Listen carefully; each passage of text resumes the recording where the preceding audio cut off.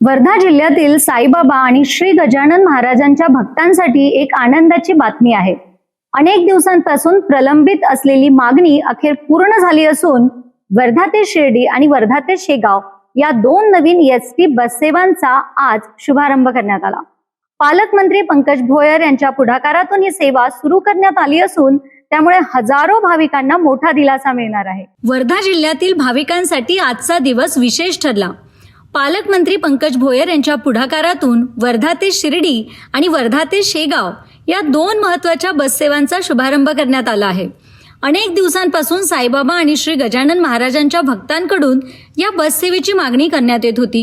ही मागणी पूर्ण झाल्याने आता भाविकांना थेट नियमित प्रवासाची सुविधा उपलब्ध झाली आहे। नवीन वेळापत्रकानुसार वर्ध्याहून दररोज सकाळी 6:30 शिर्डीसाठी बस रवाना होणार आहे। तसेच दुपारी 12 वाजता वर्धा ते शेगाव ही नियमित बस सेवाही सुरू करण्यात आली आहे। याच कार्यक्रमात वर्धा विभागाला मिळालेल्या नवीन एसटी बसचे लोकार्पणही करण्यात आले।